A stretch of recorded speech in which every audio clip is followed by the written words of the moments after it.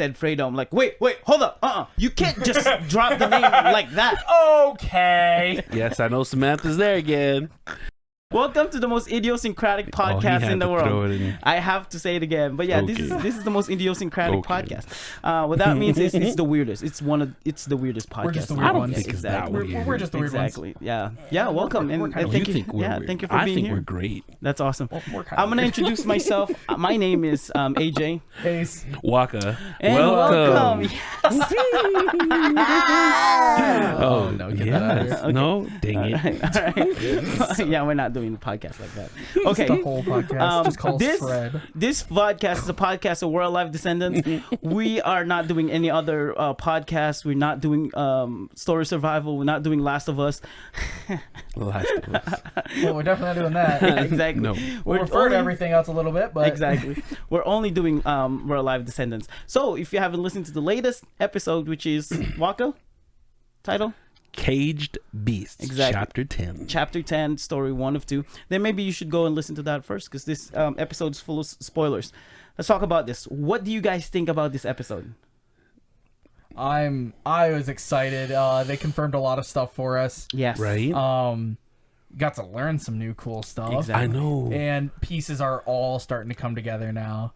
Right? A lot of the stuff that we've been fishing for are finally coming to the surface. I mean, literally, was it our last episode or the episode before? We were like, "Where's Alvin?" I know. Right? I know. It's always been Everything's like coming. that though, because it's like We talk about something that comes up like no, I know. Right. Because that happened with Nicoma. It's like, what happened? Where's Yeah, Nicoma? exactly. Like, and then she showed up. Yeah. Oh man, it's been a crazy and like I said earlier, is this enough buffer for us to like recover a little bit and breathe No. what happened from still the going previous now. episode? I'd still be upset if I had to wait longer, but still no. Yes, I had enough breathers since episode 1. I wanted him dead since day. Dang. Okay, all right, dude, caged beast, bro. Man, this Would is have exciting. expected that. A lot of people actually. I know, I did too. As soon Apparently- as I saw the title, I Apparently was we like, all oh, did. yeah. We just wasn't sure how this game was. No, you did, right? You knew that it was going to be a gladiator status. Ace did. Oh yeah. I thought that might Yeah. come into play. That one of the arenas was going to be a gladiator kind of thing. Yeah, kind of set up. I didn't know. I thought that it was going to be the OGs going in there, not the new school. But Right. yeah. Or a little bit of both. Like, Yeah. Because you said either the OG or both of them all together. Mhm. Yeah. But the way Bohr set it up makes more sense. it you know set what I mean? it up for the Yeah. OGs, but the new school had to take over, Yep, so that way yep. the OGs didn't do it. Blah blah blah, which made perfect sense. Yeah. I really liked how they did it. Yeah. A life for a life. for So sure. Save the face. start of this one Mm-hmm. created some questions because we had gotten away from this theory and we're getting dragged right back to the Right. theory. Yeah. The phone starts with the Bohr, or sorry, the phone call starts with the Bohr receiving a call from Dr. Andre, or sorry, Chancellor. from Chancellor. the Chancellor Yep. saying Dr. Andreas is asking for some samples. Yeah. Oh, you got Yeah. the name. Yep. Okay. I Hold thought. on. So, sorry. Before that, I just want to say this because I have in my notes. I love that we have villain POV. We had that Yeah. with Scratch and Latch in Story Survival, right? When they were talking and they're planning what to do. But we never had really a villain POV. Like we didn't have that with what's his name? The leader of the Maulers. Durai? Durai. Yeah, we didn't have that. Oh yeah, it's because he villain was POV. never the villain. Right, He right. was But I'm just saying, the like, opposing lead of those- faction. yeah. Yeah, but what I'm saying, like in general, like we won't have that with Ink because he doesn't talk. This is a podcast, not a movie. So it's like, why is there a dead air and just grunting? Oh, we're doing Ink POV. That's weird. Yeah, I know. I know. Yeah, but yeah. Go ahead. I just want to say I was disappointed in the opening episode because I was grooving to the whole atmosphere until she cuts it off because of the phone ring. Because I was getting a Cowboy Bebop vibe. I was like, oh You're like, man, hey, nice. And hey. then, So you were the same way with her then, because she was annoyed. yeah, I was annoyed. She was annoyed for like the next 10 minutes. I know. Because it was just something after another, after Yeah. another, after another. So Yeah. you said that we had this theory. So what is that theory that So- keeps dragging back? So, a couple things. First off, the samples. Yep. The samples, after my second listen through, I changed my mind on what the samples I think are. Yeah. The first listen through, I thought that it could have something to do with Nick's blood. Yep. That's my initial thought. Because they could have seen something weird and immediately been like, "Oh, we need to send this out to get better." Yep. Like better investigation into. Better but if that's the case, they won't want Nick to die. Correct. Exactly. Right. But and so later on, I realized I think they gave the answer to the samples. Correct. With Will or Yeah, was it Will or Alvin? No, Alvin. It was with Alvin. Alvin, yeah. So I think that's what the samples are. Yep. Yeah, But I thought the same the thing. theory that I think I'm getting drawn back into is now we know that these people that are calling her are from the Republic. Yep. I was tripping. I was like, oh, Yep. they are And- part of them. And so it's like, it's almost like they're under the Republic, but they're really just allies of the Republic. Yes. Yep. That sounds So right. it's kind of like you're the neighbor, you're the nearest neighbor, and you're like, well, you're not. You have your own jurisdiction and stuff, but you're basically us. Because we're so much bigger, but we'll let you do your own thing as long as you work with us. Yeah. And that's kind of what it seems like. Because even the way that the board gets annoyed with them, like the board plays very nice, and the moment the call is over, she's just like, "What a prick." Yeah. Speaking of, okay, so that very Wait, conversation. you have to raise your head? Yeah, just so. Did it? Hands. Was it me or because I listened to it several times and I've been getting this hint. Was the Chancellor hitting on the board? Does she have the thing for the board? I don't think so. Because I mean I know they have this weird partner or. I think he just has that arrogance to him where he's like, very similar to Durai. Because because he kept saying that you should come visit over, and then she says him to, maybe it'll be easier for you to come here, but then he said no, it'll be easier for you just to come over. We'll give you the highlight. Because he's the Chancellor. Like, think about it. The way that I looked at that was, it's like, think about if CJ tried to leave, it would be way harder for CJ to leave than for Nakoma or for the board to leave. Okay, probably I was just overthinking because then she tried to throw in to remind him, give my regards to the wife. Yeah. Oh, yeah. Like, I think, like, he might have been hitting. He might have been. Like, it might have just been something that I missed. But I don't think so. I think it was really just a. It was just a business talk. We're on the same side. Okay. Come here to like show some good, like, standard faith kind of thing. Like, right. And it's also like trying to. Okay, I can see that. It's like also like trying to maintain the relationship. You know what I mean? Like try to build this relationship together. So I'll invite you to my house. Relationships over the phone don't work. It's when there's that in person, like, we can read each other's body language. We can converse. We can be holy and open, not restricted. I might be wrong. But again, you might be right. Yeah. So it goes from that conversation. They hang up. What a prick. And then Walrus showed up. Walrus showed up. What? Yeah, exactly. Comes in with an update about the stomping grounds. Yep. Yes. This was cool. They're talking about new traps, obstacles, and the arena is getting set up for 30,000. Yo, this is a I big think old that's the stadium. first time we've gotten a number about how many people are going to be there. And they're talking about how this place is going to probably be packed. Later they talk about it's going to be packed. Everybody in Prim is going to be there. Even the guards are going to be short-staffed because they're going to be watching TV on this. Yep. And so it's like all that stuff. It's like, yo, this is a massive arena. Yeah. Yeah, it's huge. Yeah, it's bigger than the Coliseum. Like way bigger than the Coliseum. Yeah. It's way bigger than a lot of football field that we know. Like 30,000? 30,000 is a good size. Yeah, it's a good size. And he also says that he's going to have his group working round the clock so that way they can start in the morning. Yeah. So that means they're like 12, 14 hours away from starting this thing. Yeah, they were working Not on even. it as they were talking. Exactly. So you guys have anything to say about the walrus? No, it was pretty straightforward. Yeah, the first couple parts are pretty straightforward. It's just conversation. Well, except it's like not really straightforward when it comes to the Chancellor, because like now we got introduced to a new character, and now we're blown away. It's like, oh, she got connection to the Republic. They're not just a standalone, you know. There are two new people that are introduced. One only by name, but the fact that they've named him and not said the Doctor means that Dr. Andreas or whatever is going to come back. That's going to be a thing. Whether in another minor part or a very big picture. I can't believe I missed that name, because I thought they just said Doctor, and I was assuming it was Tanya, but I guess I'm wrong.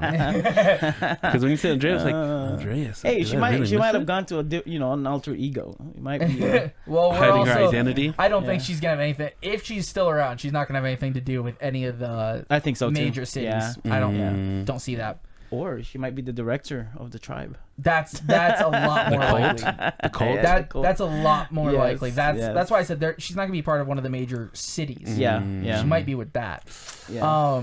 Then next, Jackal comes in. Jackal shows up. This is great. I know, this is great.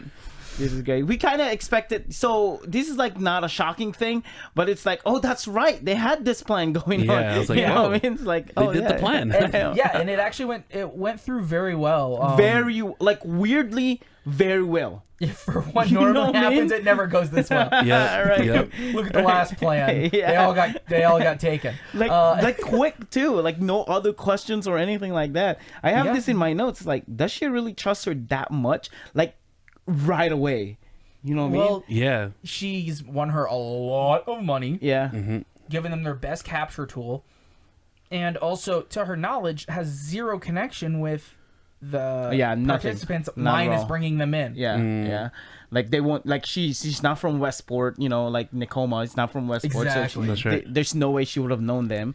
Like if Mira tried to turn Yeah. and tried to like be on the Boris side, she probably would trust her less because she's like, I know where you come from, and then you also come from where these kids are from. Right. So that's a no on a no on a no. You know what I think too? I think the Boar has a trusting problem. She might have a trusting issue. Not in a way that she doesn't trust anybody. Like, I think she trusts people too much, you know?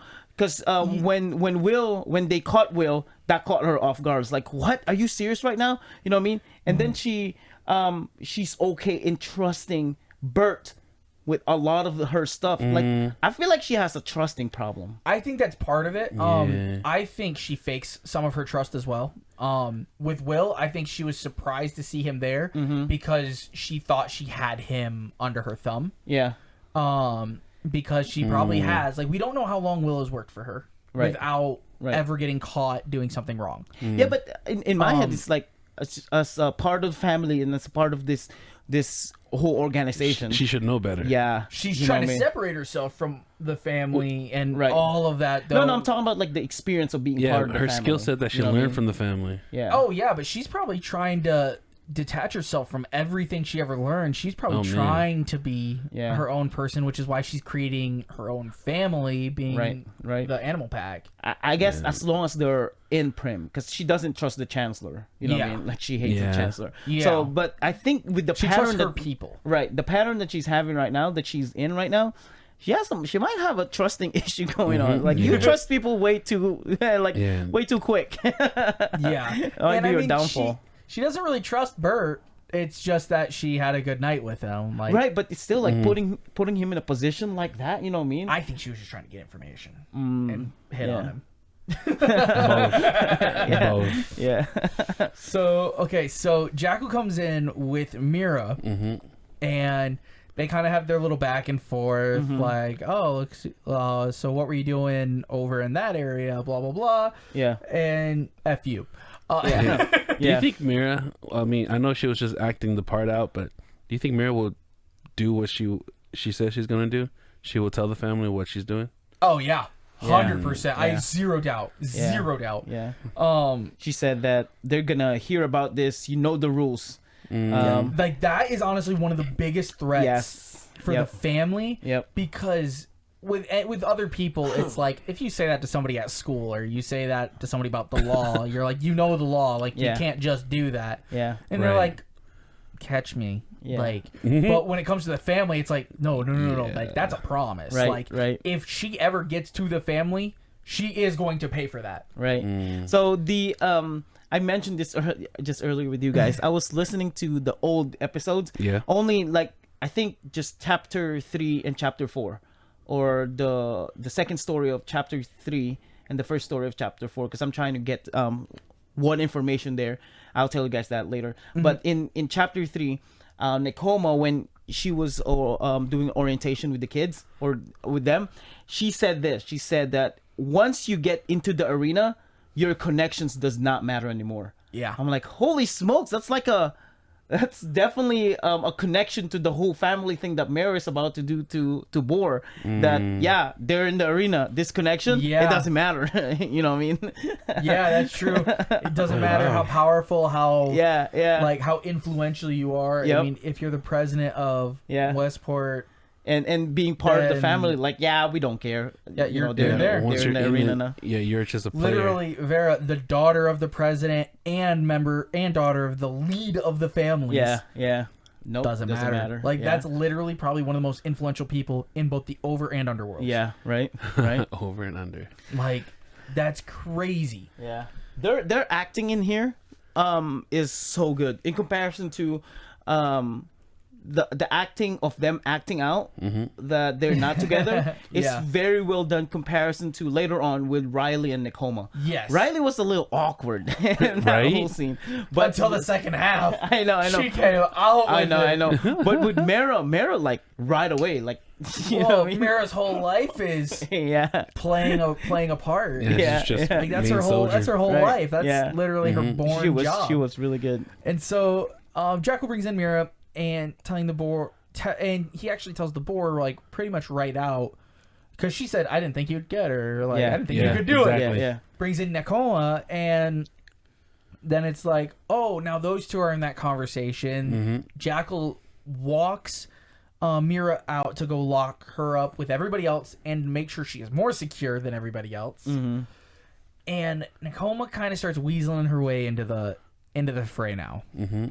She says, as payment, I'll take whatever you're having, which is some vintage drink.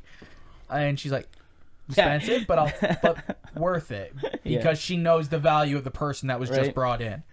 And then from there, like, okay, so even in my notes, I said they played it out perfectly. The Boar basically hands the offer back out again, like, so why are you coming back now? Like, kind of saying, like, are you? Yeah, but it's not even like but she's not like. Yeah, but it's not interrogating kind of question. Yeah, you know, it's just like, hey, I'm curious. Like, why? You know what I mean?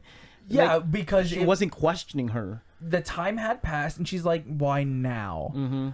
She's like, she wants to know your motives, and it's like, did you try to leave and just fail? I feel like she was trying to find out if she was trying to leave and failed, or found out this was the only option, or something along those lines. And so I think that she gave the answer she wanted to hear of, I had no other options. Yeah.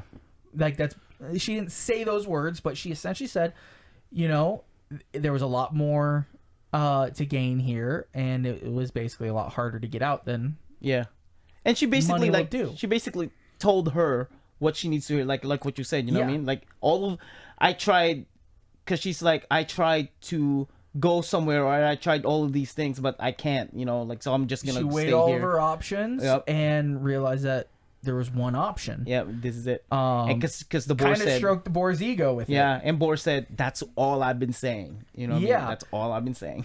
And then she gives her the name the Shrew. That's true. Yeah. Of all names. Of all names. You're really gonna do me like that? Did you guys look up what a shrew is? Yeah. And she wasn't kidding. It was a rodent. I'm like, of all things, she's like, we all looked up Nekoma's name. And granted, we don't know if she's really Indian. I'm like, really? You couldn't think of owl, wolf? Because we talked about this before. I said, if Nekoma is part of the animals, what would she be? You know, not true. Not true. The Boar is very big into like the down under. Yeah. Exactly. That's right. Like they're all kind of along those those lines. Right. Yeah, I mean, because the seal and jackal, like both of them, we didn't really know them that much. Like they don't have a very unique characteristics that we know about. But walrus, that's like, oh, okay. I can see that, you know. Yeah, you can sound feel like that. a big guy, you know, big hulking dude that's and gonna seal. body you. Yeah, and then you go shrew. Like, she's worth more than a shrew. Yeah, and she went with because Crazy of the poison. yeah. So the whole poison thing. It could have been frog. I actually thought shrew is a snake. I was like, Oh, ooh, really? That would have played well too, because she's If it was being a a snake. It would in have the been whole fine. group, you know, what I mean? would've Like a been really traitor. cool. You But know? I mean, But a being rodent. being a rodent like a rat, Yeah. Oh, a rat. There you That's go. Right. Yeah. That's right. A rat. kind of plays that same kind of vibe. Mm-hmm. She's the rat. Nicoma's talking about how she might bet on her contestants again, and the boar says, "I wouldn't do that too quickly. The Colosseum or the stomping grounds aren't exactly known for their winners." Yep. Yep.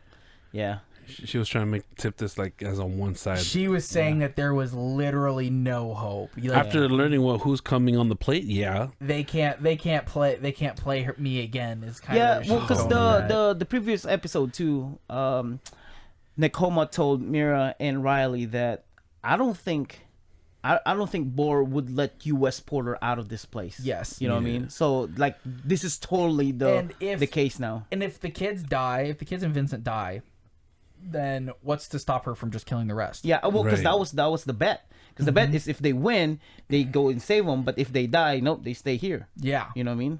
Exactly. It's a And life so for a she life. could either send them in and make another game out of them, or she might just kill them. Yeah, pretty much. Right. I don't. Which most likely it's gonna be a game. Cause, Yeah, of course, that's how because- she's gonna make money. Exactly. Yeah. But from here, she's got the name. She's part of the group. Yep.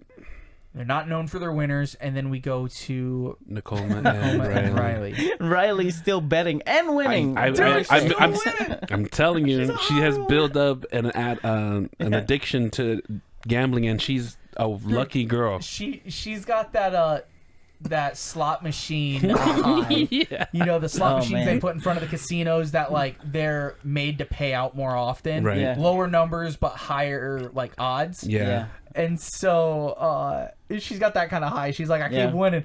Now I need to bet everything. No, but she won like 10 grand. 10 grand. Yo. 10 grand, bro. That's crazy. Yo. And they showed up with nothing. I know. She showed up with nothing. 10 grand. Yeah. Kid you not, man. So they decide that they're gonna go to Alvin. Yep. To Alvin. Because it is somebody that she knows that kind of works for her. And to learn, like, they're going to him because they're like, he's got enough information to see who everyone else is about to go up against. Yep. Yeah. In here I put finally seeing him again. And then also this time Alvin, I like that he brings up that there's going to be a fee for his information this time. Well, he did too The in the matter previous of one. my fee. But his fee is a lot because the fee. So I was listening to that episode. It's actually the pregame. It was the episode of pregame when he said, "Well, I have a fee," and then he said, "Okay, say it." And he said, "Nicholas," and that's the scene when Nicholas said, "Oh no, Yep, no, that's right. I remember. It's like, wait, what? He hasn't even said it yet. And then he said, I've been offered a lot of things, but no, I'm not doing it." And then Alvin said, "No, ew, I want your papers." That's It's what like, it oh, was. wait, what? Come again?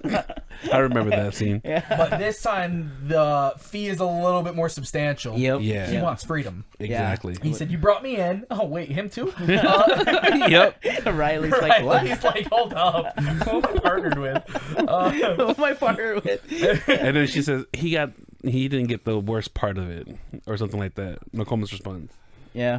And so he goes into, it's not about what's going on in Prim, it's about what's going on outside of Prim. Yep. That's the reason he wants out. Yeah. And then In my head, I was like, bro, you just got there. Now you want your freedom? You gotta add a little more years like everyone else. that's in my head. in there. Yeah.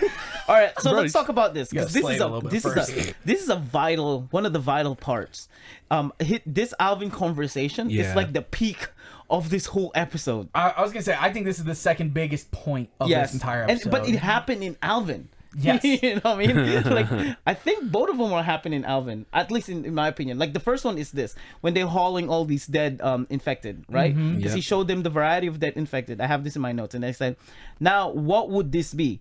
I think, right? I think, and it could be a possibility, I think this is a weapon. Yes. To turn Westport or other cities to zombie cities or infected cities. Like, they're transporting all these dead and, you know, behind, you know, in their backyard. Behind walls. And because of the pores and all that. Exactly. That's what you thought. That's exactly what I thought. It's their own, like, biochemical weapons, basically. A biochemical weapon. They're weaponizing 100%. The dead. And I even put in my notes, I was like, it's cool to see that it's not a first generation thing. Yeah. It's not something that was specific to Inks infected. It is something that is with, like, that has always been there, which we kind of knew, but it's still something that it's like, oh, well, those ones could have phased out in the new gens, but they've very much proven that that's not the case. So it's good to see that that's still moving. I was thinking that what they were doing, they were getting ready for transportation, going, you know, the whole sample thing from Chancellor. I assumed that they were going to pass them to. I think that's what it is. They're passing it to them to use as those biochemical weapons. Yep. Now they're the makers. Now this whole thing that in Boar's position, if that is the case, it's a win-win situation for her. Yes. Because if you think about it, right? You have this dead infected. If it's sending into Westport, now you're gonna tear down Westport because I bet you she hates Westport. And second, it creates more infected that she can bring in the arena. Yes. In the Prim. Yeah. And not to mention all the people that are going to be escaping from Westport. Yep. It will be. Yeah. It's a win-win situation for her. And Prim's not that far. Like, it's far, but it's not that far. Yeah. Right. It's a complete win-win because I bet you she's getting paid. Yeah. You know, by transporting. She's probably getting resources. She's probably getting hands. She's probably not getting too much money for it, but she's probably getting trade. Yeah, and relationship. So trade like relationship is all you need from something like this, because those go a long way. Right, and the trash of the infected doesn't have to stay there. Like, she has a place where there's a way it can decompose safely. Yep, it's a waste management. It's literally all dubs for her. Yeah, 100%. What could go wrong? She's a businesswoman through. And that's something that definitely comes from the family. You know, that's just scary. Not she knows a single member of the family I have seen that doesn't have some kind of negotiation or business like sense. Even the psychotic ones being Scratch. Even she had like a form of deal making. She wasn't great at it because her temper got a hold of her a lot, which is where Latch came in. But she still had the sense. She still knew. She just couldn't like operate on it. And so she went more the fear route. That makes sense. Yeah. So it's too perfect to be true that what could go wrong? Because it will go wrong. It will go wrong. Just everything. For sure. Anything can go wrong. Everything. What you think of? Yeah, that and a couple more things. ACH. Anything can happen. Yeah, exactly. So then the other vital biggest thing in my opinion, again, this is just my opinion, the biggest thing of the entire episode is revealed. Who they're going to fight. Oh, that's not even the biggest one, in my opinion. Oh, what's the biggest in your opinion? Fredo, bro. Well, yeah. Oh, yeah. Well, I mean, it goes into he was mad. He was mixed emotion about that. I say, it's because I consider the 4 reveals as the biggest thing. Yeah, so, when we get to that. So in order, they say it is the Skinwalkers. Yep. This one is really big. It was probably in line to be the next Alpha. Soon to be Alpha. Yep. I have it right here. Soon to be Alpha. Yep. So I even put a probable Skinwalker Alpha is what I put, because that's basically what we had for it. Yeah. Dude was massive. Yeah. It's an Alpha. That's really what it comes down to. The other major two Alphas that we know about are the Ice Queen. And Ice Buffalo Queen? Bill. Oh, Ice Queen. Okay. Ice Queen. Did you say ice cream? Not you scream, we scream, we all scream. No. And then the second one.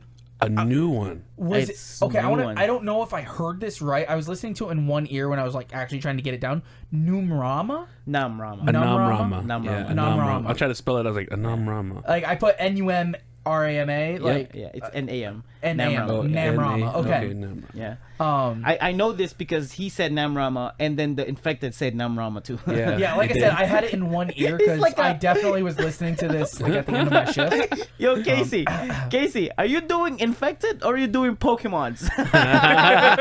Namrama. Like, and the only thing he can say, Newgrass ghost type. No, he's a horse type. Yeah. Yo, but this is a very unique one. Yeah. The Namrama infected is very unique because now we find out that they have pets. Yeah. You know what I mean? It's a cavalry, pets.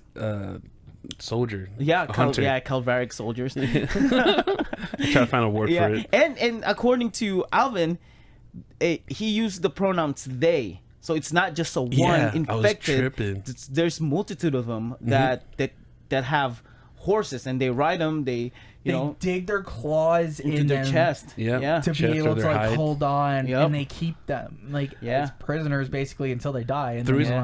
And then that would also explain a lot of possible scarring on Demon. Because it could lead into something like that. Yeah. Oh man. Where it could have been fighting off some of the Namrama and stuff like that. It makes sense why he did when he heard. Heard that. Cole. Yeah. Mm-hmm. Well, we're for sure now that I think Casey confirmed that was Cole. I think so. Yeah. So it's not on Namrama. I think it is Cole. Yeah, but it could have those resemblances where it's like, or Cole probably trying to get him to make him a pet. Yeah, exactly. Probably. And then the third one, Buffalo Bill. Buffalo Bill. We all expected that one. Yes. That one was zero surprise. Yeah. The reason why, sorry to go back. The Namrama, so they do ride on a horse, but the reason why I say they're like Calvaric soldiers or hunters, they use a spear as their weapon. Yes. I was tripping. I honestly, my mind obviously always goes back to one of two things: music or anime. My mind went to anime, and I was actually went to JoJo's. JoJo's Bizarre Adventure, where had. Where did you watch any of that? No. Okay. Anime's stupid. I'm just kidding. You're not entirely wrong. There is a whole cavalry battle where they're on chariots and they're going around the arena. Okay. And they're fighting, and the whole thing with. Like all the early JoJo's is like they're vampires. Yeah. People that can't be in the light. And so they very much had that kind of vibe. When I heard like the Namrama and stuff like that, dude, that's like all I was thinking of. Yeah, Namrama. That was crazy. Oh man. Yeah, this new creature, the new infected. Wonder what else you have there, Casey. Can ride a horse. I'm so excited. Hide a skin. And so like an infected riding a bear. So we now know Bill is extremely mad. Extremely mad. It took 4 tranquilizers to take him down. Did he say 4? I thought he said 14. No, 4. I believe it was just 4. Yeah. Okay. It took 4 to take him down. And this is going to be a very interesting fight. Yeah. Nick versus Bill. Look at my notes. Because we're going to have Bill and Nick 2.0. So it's going to create an opportunity for Nick to get revenge against Bill. Nick and Vera. To get revenge against him. And I think they're going to try. They're going to fail. And then their secret weapon is going to come save the day. Yeah. That secret weapon is a first-generation behemoth. And when it says first generation, I think he was like one of the first 5. Because we know of, I believe, 4 that were being worked on in the jail. Yeah. Because it was McGibbons? Yeah, McGibbons. Terrible with names. Don't even ask me. The one of the guards. Fish. Wait, what was the smelly guy's name? Oh man, I don't know. I think it was Fish or something like that. Lockdown is a little foggy with me. I listened to it like 3 times. And then there was a couple other that they mentioned. Yeah. I believe it was Fish because he like smelled really bad all the time. The guys were from the psych ward, right? Yes. Yeah. And then so I think like those were like the original 4, and then so that means he would have been the 5th, and so I think it's one of those situations where I think the reason that he was able to live is because the whole thing that made them so massive is their cancer. Their cancer is what gave them kind of their power. Yeah, the boils. But it is possible to survive through cancer without treatment. Mm-hmm. So I think that's what happened, is that Fredo literally just survived cancer through without treatment. Yeah. Or he was like the perfected product test, whatever. You're talking about Bill? Yeah, Fredo. Fredo. Oh, Fredo. Okay. Because the Buffalo Bills, Behemoths? the Behemoth, yeah. I thought that they had cancer, but it was something that it was injected to them, right? Yeah, I believe, because it would be too convenient for all of the people in the jail to have cancer at the same time. Yeah, okay. yeah. It was because of the what ink did to them. Yes, Yeah, like they 100%. like, and Putting we in know tumors. from lockdown that they were injected with Yeah, stuff. yeah. When they returned, blah blah blah. Okay, that Yeah, makes sense. yeah. Or to turn them. let me mention this real quick, because I was trying to, like I said earlier, I was trying to figure out this one part of the previous episodes, and it's so funny. It landed on this one. When I was trying to listen to it, I clicked just the whole episode, and it landed literally in here. It says on the on chapter 3, The Other Side of the Wall, part 2 of 2, Walrus said this: which one of you, this is when, while they're looking at Buffalo Bill in that right. overlook, yeah, he said this. Listen, he said, which one of you fishes is gonna die with Buffalo Bill? Oh, Who's the one who's really good in fishing? Lisa. wow! Isn't that crazy? He said, which one of you fishes is gonna die with Buffalo Bill? Wow. That was like, when I heard that, I was like, hold on, I gotta pause this. What? That was a hint. Right? That was a hint. I know, because at first he said, which one of you fishes is gonna fight Buffalo Bill? Oh wait, no, who's one of you fishes? I thought he gonna said die? fishes only because he's called Walrus. Yeah, or he's talking about like belittling them, as Well, yeah, Yeah. But the term like to might be a degrade callback. them. Like, might be a his nod. little guppies. Yeah, it might be a nod. I know, might be a nod. That was. I just Wow. want to mention that. That was really interesting. Like, Casey, I know what you did there. That was crazy. See. Okay, okay, nice one. And then the big reveal. The big reveal. Yep. Freaking Fredo. And they say they believe his name is Fredo because it's one of the tattoos on his arm. He was covered in tattoos. Yeah. And I was like, yes, he was. Yeah. Yo, Yes, he was. Joe was he was tripping when he heard it because like, Yeah. wait, what? Yeah. Casey? So when I listened to it the first time, because he listened to it first, and then I listened to him again in the car, and he said it. I was like this, bro. I was driving. And he said Fredo. I'm like, wait, hold up. You can't just drop the name like that. You know what I mean? It was so nonchalant, just happened. Fredo. Because all of us, even the Facebook page, we've been trying to figure out where Fredo. What happened to Fredo? Like, is this Fredo? Is Buffalo Bill Fredo? It's like, no, Yeah. Fredo's dead, and this and that. And I thought there's gonna be like suspense. This big guy's name is Fredo. No, nothing like that. He just said Fredo. Yeah, Like, it's what? just like, it's just another infected. No biggie, know. no biggie. not even a suspense He thing. was like, what are the people chanting? It's like, oh, Fredo. That's his Yeah, name. I know. Fredo. What? Don't you worry, I'll be chanting that. I witnessed his reaction. It was like, what? Hey, no, what? That's a big name. You don't just drop Yeah, it. no, you don't just do that. You know what I mean? Oh, that was funny. And so I love this because this actually kind of brings up something from one of the very first chapters of Story of Survival, where they believed that kind of who you are in life is who you were in death.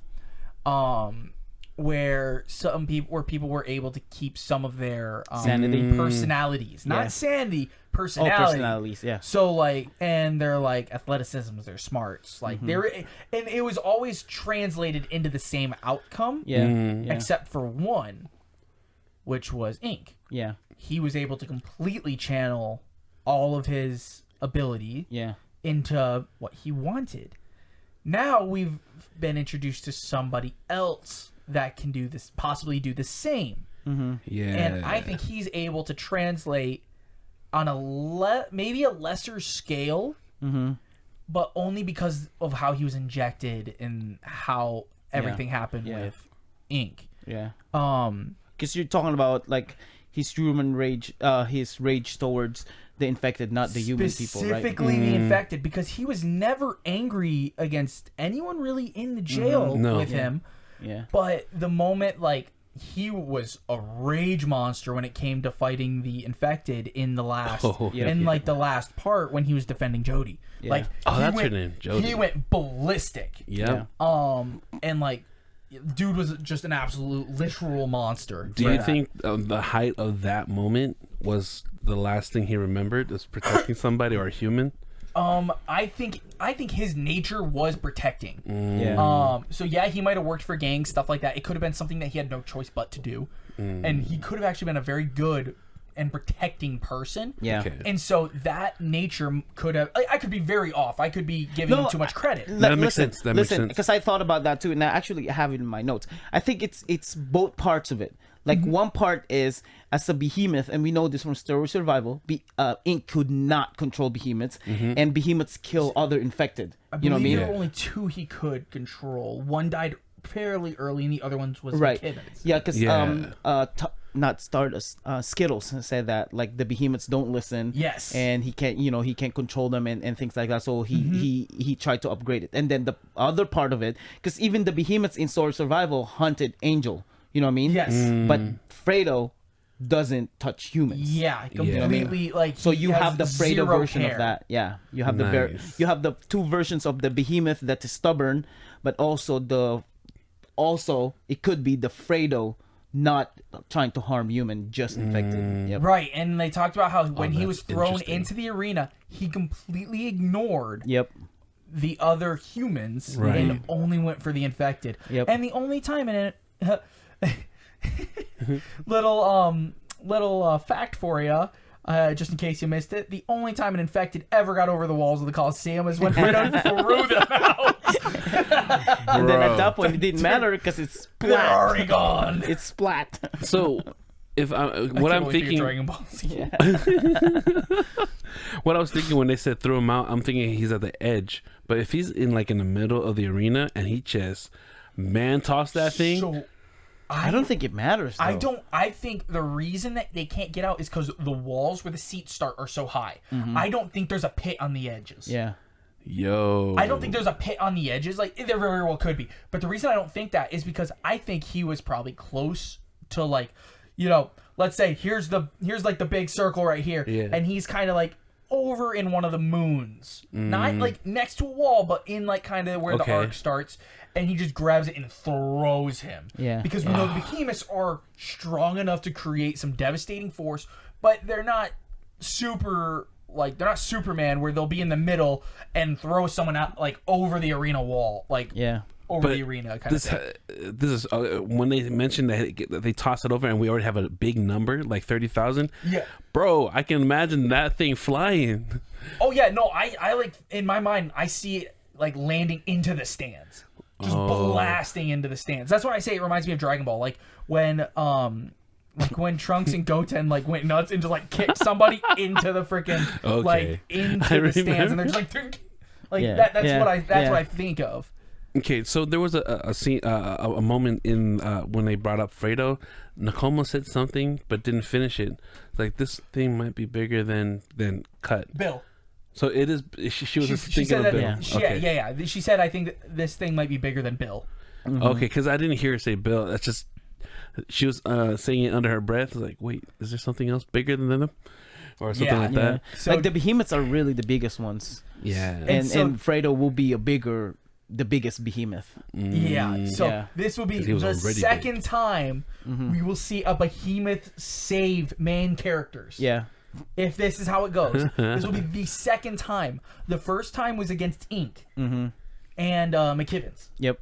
And then this second will obviously be Fredo. So every time that like all the craziest behemoth fights has been because of, I still believe because of Jodie. Because I think Fredo is still fighting for Jodie, kind of thing. That's the okay. Like that's my belief, because he was very infatuated with her. Like he was kind of like, I don't know if it was a sisterly like kind of care or if he like fell for her or what, but like he got like all of his like emotion and his character developed through Jodie. Yeah, that's true. Yeah. But oh man. So finally, after. So he said in here, I think Alvin said this. Can you imagine if they start working together? Yeah. And that part is I said in my notes. That's a nod that there's gonna that it's gonna happen. Like it's already happening. Yeah. And I mean it's already happening. I was gonna say because we're already seeing that with Cole. Yeah, we see Cole that, and we saw that with Bill. Scorpions. You know. Yeah. We saw that with Bill in the Heartland. But in the tribe. Only with his own tribe. He said, what if tribes started working together? Oh. The different tribes started working together. Yeah. That's where it's like, oh. That's going to go And nuts. that's because Cole, as of right now, Cole is technically his own tribe. Right. But now he has another tribe kind of working for him, being the Scorpion. Well, because Bill killed their alpha.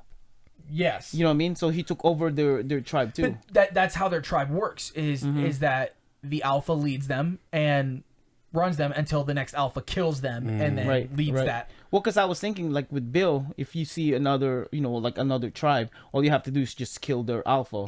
Now you have the two tribes being together. That's like the logical way to do it. Yeah. But to this point, from how it sounds, nobody's done that. They're like, my culture versus your culture. My culture has to overpower yours so we can survive. So you're thinking about more like two alphas working together. No, I am tribes. thinking. I'm just thinking of multiple tribes like Skinwalkers and Scorpions. Skinwalkers and what were the other ones? What were the other ones in the Heartland? It was in Heartland. It was just Bill's tribe and then the Skinwalkers. Yeah, the Skinwalkers. I thought I can't remember what Bill's tribe was called, but Bulls. So it's like the Bulls and the Skinwalkers working together. You saw what happened the moment that the two of them came together. It didn't matter, alpha or not. Yeah. The two tribes were fighting. Yeah. Until one tribe lost. And so to this point, we haven't seen two tribes fight together. In the snow, we saw the two Yetis. tribes fighting completely separate. Ice crawlers and the Yetis. Completely separate. Zero communication towards them. Zero teamwork. What they're saying is, what if the Yetis tried to chase them into the ice crawlers, and then literally they just went like this. Yeah. They won. They killed them. They do. Now that kind of communication would change everything. Now we saw that with Cole and the Scorpions. And the Scorpions now. Yep. It is the first time since Inc., from how it sounds, that there has been true organization outside of just the tribe. Yep. Because it was basically with Inc., it was seemingly every infected in California was basically his. Right. His tribe. Yeah. And that whole conversation ended with freaking Alvin had to say it. Enemy of my enemy is my friend. What a callback. And then Riley says, like, Riley throws it out, and Jinx is like, that doesn't always work. That I have it in here. He says Riley with that doesn't work out the way you think. Like I was like, oh no. And no, I was like, of course you would know that. Yeah. You would know that. I heard that, and the only thing I could think of was Bert, and then suddenly I'm thinking of when he said it, and suddenly I'm thinking about. Oh my god! I know. Still my favorite part in all of. Because that's a cool scene. To all of you people that don't remember, this is the sweat bottles, and that's when Bert said the enemy of my enemy. The war. Yeah, it was the war. That's right. And that they had the whole idea of the bottle because they're losing against the Maulers. Yeah. And that whole thing. And then when the Maulers left, now they have to deal with the infected and the fire. Now they have to deal with the other enemy. Yeah, the other enemy. Yeah. Okay, that's why I said you would know that. Yeah. And they decide they're like the only way to open the gates is remotely, and nobody can do it. Oh wait, Will. Yep. So the two of them start heading to Will, and then before we go on with that, you had your little segment planned. That's right. We have this would be a good little break point for it. That's right. I agree. We have a segment. Our segment tonight. I don't know if you noticed, since I don't even know when it started. We tried to make a little segment. 4 weeks ago? About a month ago, actually. Yeah. Like 3 or 4 episodes ago of our podcast. We're doing. I got this. This is not my original idea. I got this idea from the Facebook page. Someone posted this, so I was like, this will be a good opportunity. Yeah, this will be a good opportunity or good segment for us to do. Is what is your favorite arc in Story of Survival? You can do top 3, but we're gonna do like your favorite, your most favorite, most entertaining arc story in Story of Survival. Just Story of Survival alone. That's it. Not including Descendants. We'll start with start with Wakka. Let's say start with Wakka. He already knows what his is. We all know what his is. We all yeah, know. Exactly. Well, my favorite arc. Oh my gosh. What? Nothing. It's like almost all of the segments that we talked about. There's this character in it. No, not just character. It comes back to one scene. Yeah, it's always this one scene. Go ahead, Mark. I'm just gonna say it. I really like the arena arc. Yep, the whole thing. Which time? No, yeah, I know. Which the whole three of them. thing. Yeah, Okay. Yeah. Where Datu meets up Samantha. Yes, I know Samantha's there again. And then Riley and Angel. You know, that whole... Yes, the whole ordeal. Yes, everything about the arena, okay? Yeah. Not just the two. The season of lovers. Or the one. Yep. Not so lovers. That's right. But the only thing I say that is because it's the most memorable part. Yeah. But I'm trying to remember if there's anything that also impacted me. But yeah, I'll go with that. Okay. Yeah. Honestly... You have any other two, or do you just want to leave with that one? I'll say we can do the one, and then we can kind of rotate through to give us some time. But one thing I will say, because that's definitely in my top 3. It's not because of necessarily the Datu Samantha. It's because of the Angel side of it. Because it like the amount of character growth that happened for Angel and Riley, because they were like, we're done, like this isn't gonna happen, like we're just gonna die, blah blah blah, like we've already lost Michael, we can't keep doing this. And the arena arc technically started with them going to the water treatment. The water treatment, to where they lost Michael, which goes into another arc that I highly enjoyed. But that you don't hear about for 2.5 seasons. Right. But the reason that it was so big was because specifically like the mound of bodies that they went through. Because of all the character development, and that is when their thing started. Between that bathing and then having to stay in the freezer. The non-powered freezer. Those 3 things are, and then like, you know, when they try to wash not each other, but they trying to wash themselves. They tried to wash each other. I know. It's like don't look, and then it's like you didn't tell me. I also bet you wish you didn't tell me not to be. I know. It was cold. I can tell. Oh dang. He's like, okay. That was a good arc. It was probably one of the more powerful arcs in the whole thing. I will say, I don't know if it's my definitive favorite arc, but I did really like the arc of the colony arc, the first colony arc. That's right.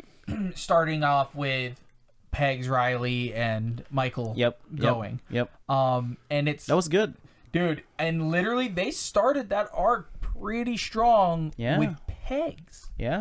Because they're like, okay, are you really sure you can? Was that you? I know.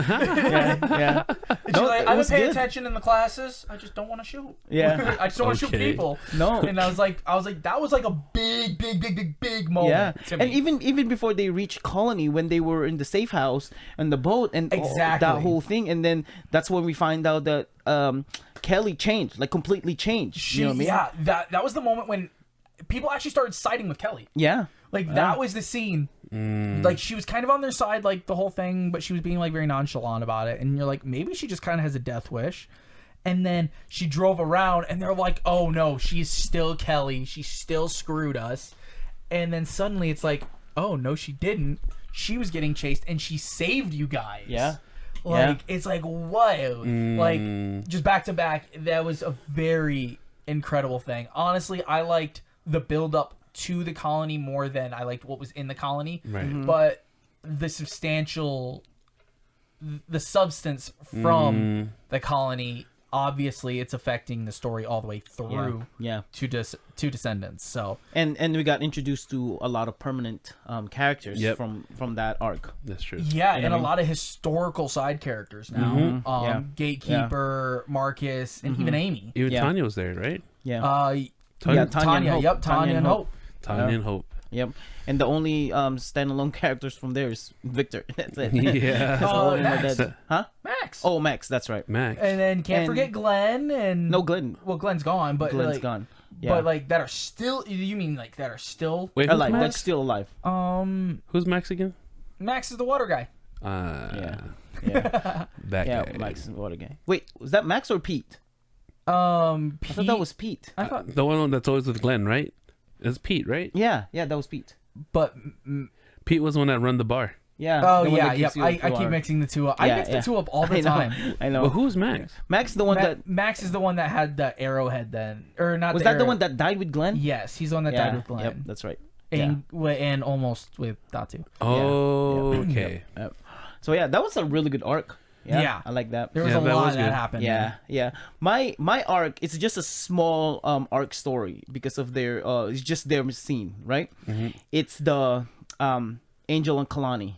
Yeah, Angel and Kalani was was another one I was fighting with. Yeah, that was a good arc because now we got Skittles with them and the changing tires. And was that the first time we got introduced to the Behemoth? No. Yeah, but I think this was the first time they steadily took one down. Yep. But that was where we got introduced to the little ones. Oh, that was the first. That was the very first sighting. Yeah, very first sighting before they had a name. Okay. And that's when we found where Skittles live in the water house, in the water tower, the water tower. Yep. And the blossoming of the friendship between Angel and Kalani. That's when Kalani kind of started being. Yes. That was his turning point. Yep. You know, now that I think about it, sorry, I didn't mean to cut you off. Too late. Skittles is pretty strong for someone who moved. Changed the tires. Yeah, no, he actually. Well, like, here's the thing, like he. Because the way I pictured Skittles is Smeagol from Lord of the Rings. Well, Smeagol is strong, bro. I was saying, he was pretty strong. Yeah, he was pretty strong. But no, like he only seems that way because he kind of went crazy. But like, he really was like your average normal guy. Yeah. Before he went crazy. Yeah, that's right. A couple months before all that happened. Right. That makes sense. Like a month before all that happened. Like maybe like it literally could have been even less time than a month because it all happened after. In Dunbar when he lost his mind, specifically in Dunbar. Yeah. So after a tower was formed and all this stuff had some time had passed post infection, then he lost his mind. Right. But yeah, because he killed everybody. My special mention is like I guess my top two, because the Datu, Angel, and Riley, I posted that on the page. That was my number one favorite arc, and then the next one is this. But the special mention is the very beginning, with Michael. Saul and Angel, and then with Pegs and Riley, like the tower. Yeah, arc the tower arc. Yep. And then ended to Lizzie, like that whole ordeal. Basically, the first chapter and a half. Maybe. Yep. That's my special mention arc story. If we're gonna do special mentions, then mine I think honestly would just be the war. I know it's a finale. It's not really. There's not a lot of arc to it. Right. I guess there kind of is because it's the introduction of the Maulers. It is the war arc. It is everything that led up from the big rig that they found with Bert showing off for the first time. Yeah. To man, am I a sucker for romance? What the crap? Because this is also when hold on, Lizzie and how come you didn't include the where's Bert, Saul, and Lizzie in this? Well, that's exactly what I'm saying right now. Oh, is it? Okay. Why am I a sucker for romance? Because that's the big rig. Yeah. Is when those two that's right. started. It's like, wait. Yeah. That's when they picked up Lady and they first... Am I romantic? What the heck? That's when they first... that's when they first saw Ink. Yeah. Unnamely. Like they don't know that was Ink and he wasn't named Ink yet. Because he set a trap. Yep, he set a trap. But that was good. Yeah. That was a good special mention for sure. Yeah. Yeah, that one's definitely up there. All right, so that was our segment. I hope you guys enjoyed that. Tell us, Casey, what is your favorite arc of Story Survival? Story Survival. What's your favorite arc? And tell us what you enjoyed the most writing. It's like, man, this is great. Like in Harry Potter, right? In Harry Potter, the what book was it? Is it Goblet of Fire? I think it was Goblet of Fire. That's the one where they have not inner school, but the Goblet of Fire. Goblet of Fire, yeah. Goblet of Fire. I read that J.K. Rowling, when she was writing the book, she had so much loose ends that the book ended up so thick because of that. I wonder, Casey, if you had that one moment. It's like, man, how am I going to end this arc? Like, where am I going with Where's this the story? separation? Yeah, it has so much loose ends. All right, cool, awesome. I enjoyed that. That was fun. That was good. Yeah. All right, where are we at, Ace? All right, so next they get to Meet up with Seal. Yep. They see Seal, and Seal's they're like, hey, like, is Will in there? We need to talk to him. No. Yep. Just straight no. And that sounds right. Nakoma makes Riley a fancy buyer. Yeah. And this is what you were saying earlier. It's so awkward. And she's like, oh, yeah, right, oh, exactly. I want to make sure that worked. So NVG's Will has to fix him so that way I can make some money. And he's like, no, not happening. Well, if you do it, I'll give you half. Yeah. How much is half? How do you 50. think you're gonna buy me? 50. That's nothing. 1,000. Yeah, he dumbed out. It's like, wait, what? He's like, oh yeah, $50. For real? Great. Yeah. 50,000. Yep, that's how I picture it. Just how I picture it. Yeah. Like, bro. You could hear the jaw drop. Yeah. Holy crap. And he's like, she's like, I will give you half. And he's like, he's not coming out. You're just going in. Yeah. He's like, yep. Yeah. Okay, you can go. She ain't going in too. I need to make sure they were. I know. This is where Riley started to get the character. She's like, I know who I am now. Right. I got to make sure it works. And that it's not broken the moment I put it on. Blah blah blah. Yeah. And it's like, oh, fine, go. Yeah. Just be quick. So when they got inside, they have this mini conversation before. I think it was Nakoma who hit something. No, Nakoma got hit. Yes, got hit. Oh yeah, because he was working on something, and then he either tossed something or like he was working with a machine and it shot. Yeah. So while they're walking, they were talking about like, man, this kind of worked out. She said that. What'd she say? Your bets haven't been paying off lately, huh? I was like, well, technically, both of you guys' bets worked out really well. She said your bets have been. Oh, yeah. She said they have been paying off. It auto-corrected. Yeah, your bets have been paying off lately, huh? I was like, well, technically, both you guys' bets, because him in her in the casino, and then Nakoma with the kids. Bringing in the kids. Like, you guys' bets been working out. They're both on a hot streak. Let's keep that going. Yeah, right. So then, the Splinter. She's like, no biggie. Just splinters. Yeah, hand splinters, and. I love how Nicole says it. So what do you think, Will? Do you think you can fix these MDGs? And Will's like, why are you yelling? And then he was like, I get it. Okay, I'm in now. Yeah. Finds out that she's one of the Westport crew, the only one as of right now not to be captured. Yeah. And we also find out Will's working on a new Modagun, which we already knew was happening. Right. But apparently, pretty good progress. Yeah. So now we can confirm that when he said that to the boar, he wasn't just saying gibberish. It was for real, like he was working on this. Yes. Yeah, this guy was smart. And it seems like his withdrawals and everything, like the drugs are like really kicking his butt right now. Yeah. So I think he's sweating because of the work, but I think it's also like his paleness and everything is because of those. Yep. And so he's kind of fighting through them. Yeah. And when he said later on that he's almost like peeling his own skin. Yeah. It's because of the withdrawal. It's because of that withdrawal. Yeah. Yep. Which also explains why he's throwing himself into work, because that's the best thing to help extract him under control. Yeah. or at least his only option, because he can't leave the room. Exactly. Yeah, but I mean, he could just sit there and wallow. But that would be worse for him. No, exactly. That's what I'm saying. Is so he's throwing himself into work to cause that distraction to help. Right. I love that Riley, because he said that I spent time with the original creator of this, and he will be impressed. I have it right here with the sad face. Riley talking about Datu and how he will be impressed with Will, and I was like, just made me think of Tommy. And I was like, oh man, we are too, Riley. We are impressed. Like literally, like I was just thinking of Tommy because they're like the smartest little runt out there. Like can do everything, and like I think that Will is literally a combination of the two. It's the know-how that Tommy had with the engineering mind, more developed mind that Datu had.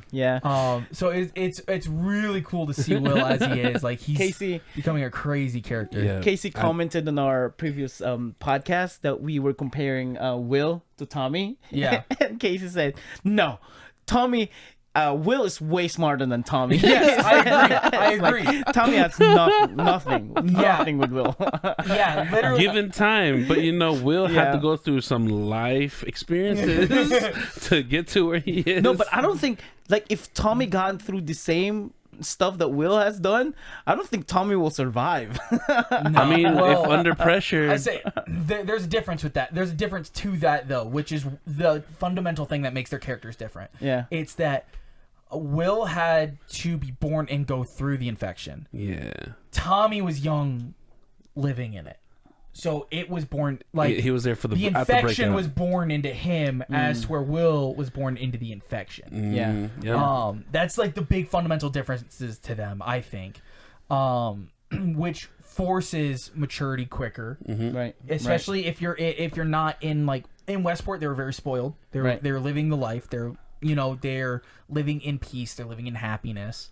No, because I think I'm going more with the I mean, yes, you're right. Because if let's say they're siblings and they have the same situation, of course the outcome will be almost the same. But I'm talking about with Tommy knowing him and how he was relying with Kelly and then with Will. I don't think Tommy will miles survive. Away smarter than Tommy. I think if Will or if Tommy could have gotten through the war and then really been with Datu when Datu started to flourish. That's completely different I think story. if the two of them worked together, I think then they would be a lot more comparable. Will be a lethal team. But I literally think that if those two all the way up to Datu's death, those two, let's say they went and they died at the same time, I think that Will is like the culmination of those two would have been at that peak where both of them were working together as one person.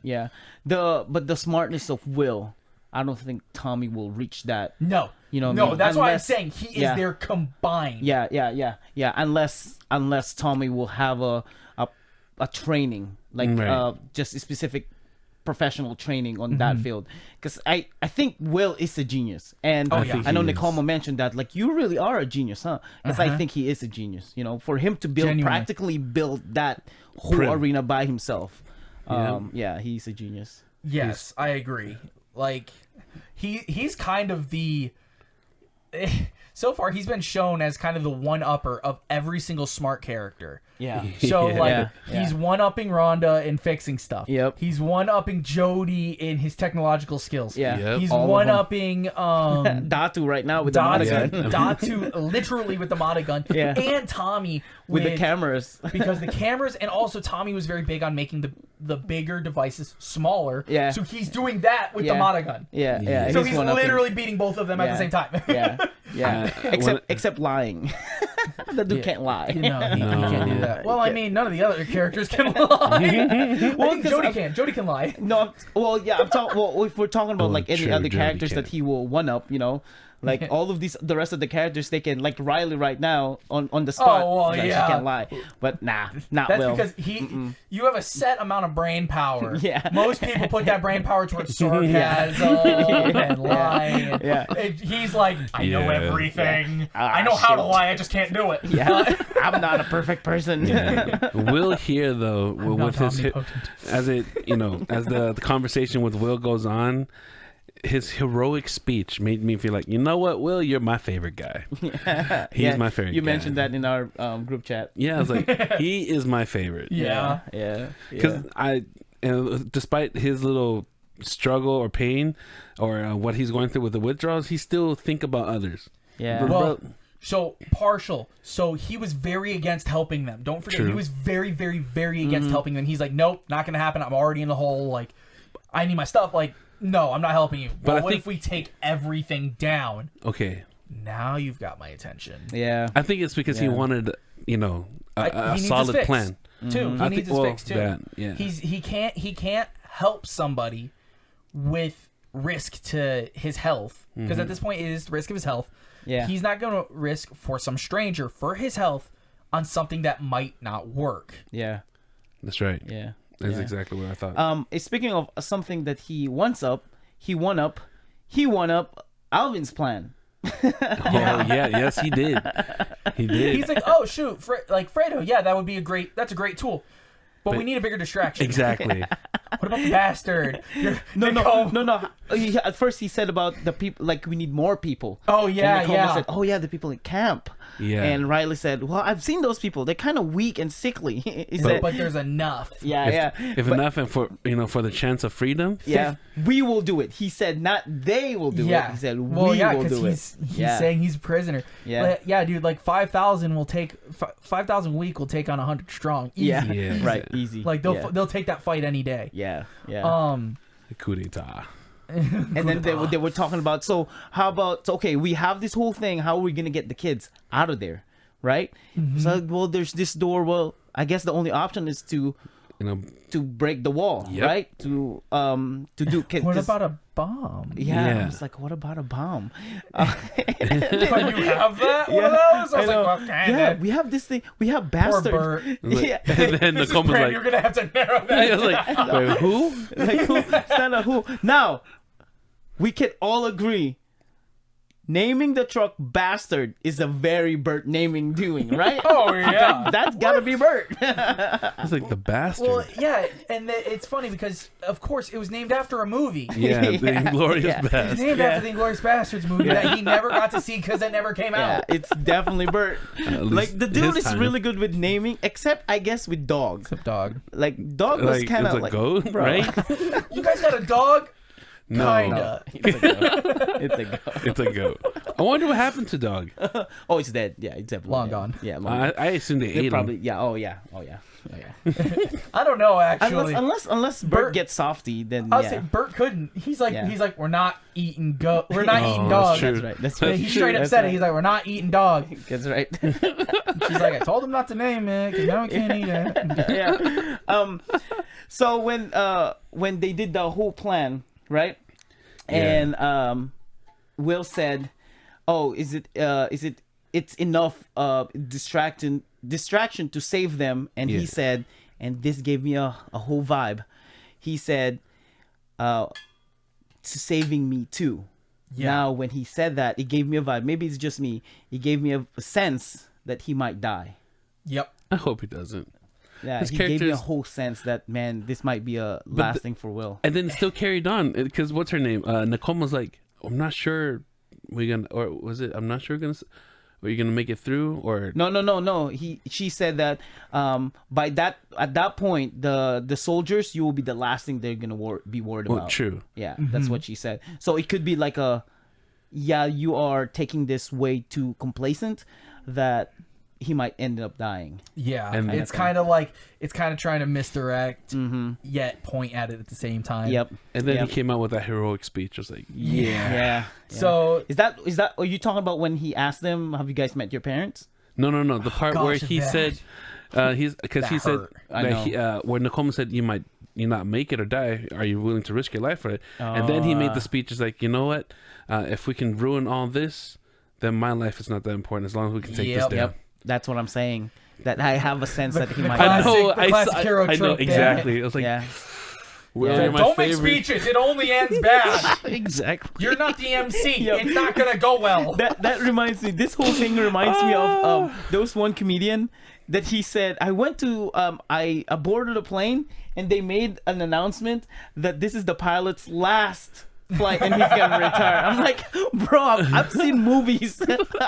I've watched Final Destination. We can't do this. This is when I'm gonna die because it's the heroic moment. Like, oh, it's the last flight. I'm dead, bro. Yeah, that gave me a whole sense that he might die. Yeah, same. So, I thought about that. So they talk about setting slaves free to fight, turning the bastard into a bomb. He has all the additional stuff to help make the explosion bigger. The French War, everyone fighting for freedom. Yeah. Poor Bert. He's gonna lose the bastard. With Riley right now. Yeah. Let's go. But the French gave up though, so you can't use that. I thought they made it through the reconnaissance war. No, the French gave up. They surrendered. That's where like the whole joke came from. I thought. Exactly. We surrendered. Okay. They surrendered. They even make fun of that and flushed away. Oh yeah. Oh yeah. That's right. Guys, do the thing. Yeah. We surrender. No, the kung fu thing. So. Yeah, go ahead. Oh, sorry. I was gonna say from there they got the radio. Yep. And this shows again Will's brains because the radio is set to channel 1 for when they want to spy on the opponents, and set to this special channel that's specially encrypted for his use. He won up Glenn. Yes, he did.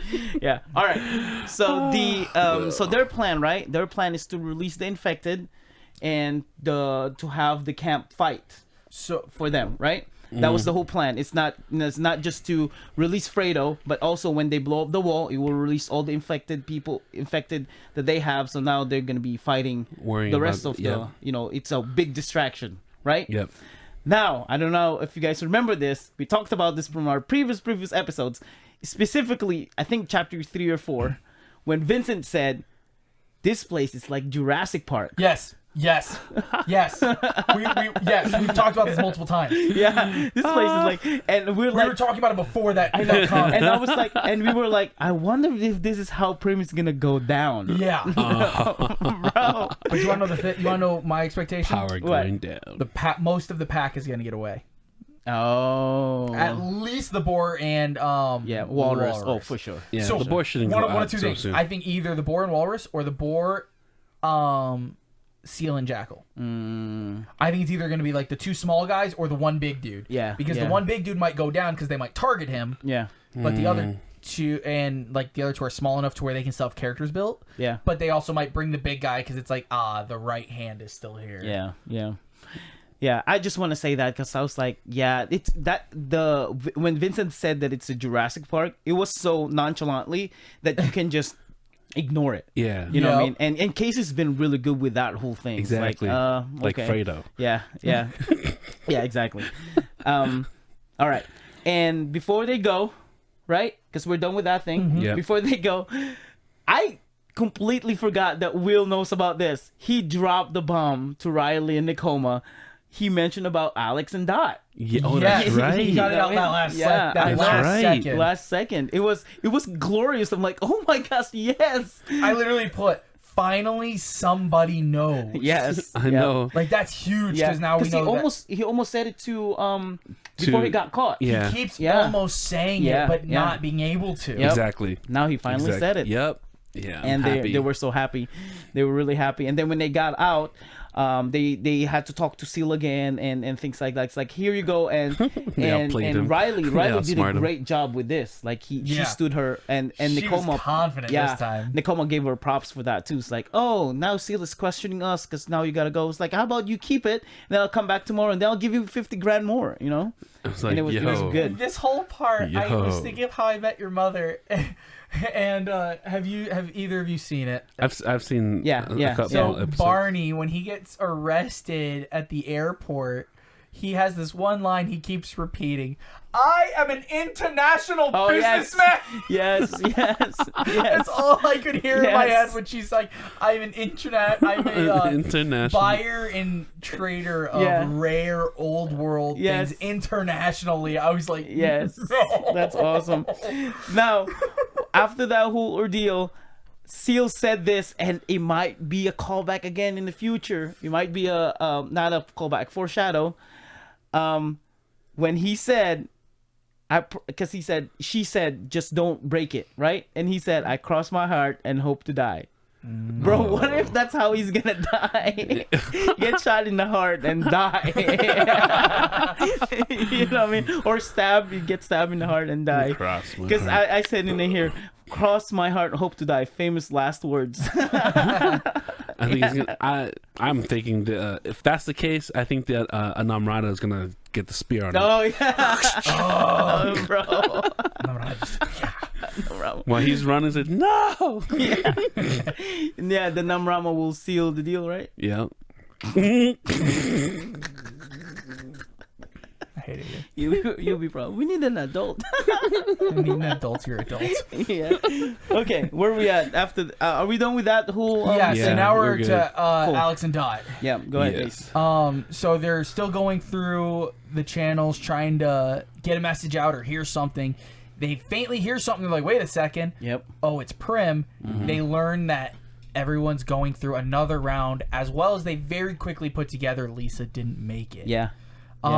He was a lot less defeated than I expected him to be because it was his squad mate. Yeah. It was the last living person from his squad. I have it. So I was kind of surprised by that. I have it right here. Lisa? I said, Alex's reaction to Lisa's death. Tell me he didn't have a feelings for her. Because remember that was immediately. Yeah, immediately. And it kind of have the same reaction that Nick gave when he found out Alex might have been dead. Yeah. You know what I mean? Like, it's the same, oh, he didn't make it, or dang it, you know? Exactly. I didn't like him, but he didn't deserve that. Right. It was kind of crazy. Just how that happened. But because that's the same reaction that he had when he found out that Lisa didn't make it. But from here, it shows how fast Alex is growing right after this. Like, his character is developing very quickly. He's becoming a very solid character. Yeah. Because he's been kind of weak, kind of wishy-washy in the beginning. Yeah. But now he goes to Gloria and he's like, you need to help us, blah blah blah blah. Like, she's like, no, you're asking for a lot. Gloria. Even like the weapons and ammo or rations, like, being still stingy. asking a lot. Stingy. Yeah. And then she lets them take weapons. This is Dot interesting. takes a shotgun and a handgun. This is good. You get one more. Yeah. He gets the AR-15 and it's like, okay, cool. Like, those are 3 pretty standard weapons. He said, I thought she can only take one. She said that, darling, you can only take one more. No, she said you can only take one because she's like, oh, you taking this and a pistol? It's like, darling, you can only take one. Oh, I thought she said then that means you only get one, saying Alex only gets to pick one. Oh. So I think Dot's taking both of them, and she said that means you only get one. Gotcha. I thought because he's so I was thinking the same way he said it, that I thought she was only going to get one, and then Alex was doing the counterpart because he told her, it's like, oh, so you got a close shot? How about a range shot? Yeah, and he said, I'm going to take this because it's good for close and long range. Okay. So that's covering both ranges for himself. I think she got both weapons. That's what it seemed like to me. And then he said, is this an AR-15 or M16? I don't know. I was trained with this. I was trained with this. I was like, are you sure? I was like, okay. You just shot yourself on the foot, man. I see what you did there. But it was funny because then he really quickly called out. I was like, yo, I want that sniper rifle. Yeah. That's mine. But it was the funniest part of this whole scene though is like, what is this? Yes. That was my golden deal. No, because he said it's from. She said it's from someone that borrowed and didn't return it. Yeah, it was like it's a borrowed. Something gold. That's all she said. She didn't say the deagle. It's like something gold. Do you know anything about that? She said a golden gun. I don't know. I was like, ooh. I wouldn't know. I have it in my notes. It said special gold one. Is that Sheila? It's Sheila too. Yeah, Sheila. Yeah, is that Sheila 2.0? Is that Sheila? It's gotta be, right? Yeah, it is. Yeah, it's gotta be Sheila. It's Shirley, not Shirley. Yeah, I was like Sheila. Is that Sheila? Sorry, Shirley. Yeah, Shirley. it is Shirley. Sheila didn't register in my head. I know. Like, Sheila. Shirley. I know. It is I was Shirley. like, wait. Yeah. I know this was a keeps autocorrecting. autocorrecting. Yeah, it's Yeah, It's hard to Shirley. spell. Jeez. Yeah. Sorry. It's Google. like, remember Androids. 2010 and 2017? 7 years. Dude, bro, I was like, Casey said ace reaction. That was my favorite. dude, my brain broke when you said it. So Shirley, the second Shirley. And how did this episode end? It was ended with because they're trying to convince They're trying to convince Gloria to go. go. Gloria is basically just saying no. Yeah, what she said to them, she said, you know, if you're leaving, I guarantee you're not coming back. Yeah. Knowing where you're going. Knowing where you're going, I can almost guarantee you're not coming back. Yep. And the last time she said that, only one of them ever came back, but it was not for a stay. It was literally to make it so Alex could go in. Yeah. Yeah. Yep. Man, this was a great episode. It was a good episode. Dude, I cannot wait next week. It's gonna be awesome. Yeah. You were talking about Alex's progression. Yeah. From the moment of me listening to that chapter 3 and chapter 4, bro. Completely different. Yeah. Yeah. So absolutely. In this, he's saying, I don't care if it's just us two. I'm going to go do something. If I can help, I am going to. Like, he is 100% hero complex right now. He's like, I am going to save them. Yeah. I do not care. I'm free. I am going to make them free. Like, right. Yeah, this Alex right now, I like. Yeah, he was stamping, like, this is what I'm going to do. No, 'cause I'm not just saying it. Yeah, and he was like a lot level-headed in here compared to the early episodes. This one that I listened. Yeah, he was cussing consistently. Like, F you, Nick, and you too, F you. It's like he's always mad. I think hearing his mother's voice. Oh yeah. Like, I think hearing from his mom kind of said it was the thing that like put him in check, because it got him that closure, got him that happiness, and he's like, because he never got to say goodbye to her. Yeah. So I think this was his moment of closure for her. You're wrong, Ace. that. You know who it was? It's Dot, bro. It's Dot. That's probably a really strong help. I'm not even gonna lie. Yeah, Alex got it. It all started with her whooping the crap out of him. Yeah. Their relationship is gonna go a long way. Dot is like always hugging him, you know, trying to save him out of the water. It's like that whole thing. Like, I'm gonna calm down now. Dot. Yeah, Alex wouldn't have gotten so far without okay, maybe that. I'm not the sucker for romance. Okay, we're good. Yeah, we're all friends, of course. Yeah, our menstruation is you know sinking in. It's all in sync here. It's all in sync. Might spend a little too much time together. Might need to do the next one of these over Zoom call. Yeah. All right. Well, we hope you guys enjoyed this episode as much as we did. Yeah. And if we missed anything, please let us know. Casey, let us know if we missed anything. Spoil us. No, I'm just kidding. Well, thank you guys so much for watching and listening to us. And we hope we see you guys again. Bye. What do we need? An adult. I need an adult. You're adult. Adult here, adult.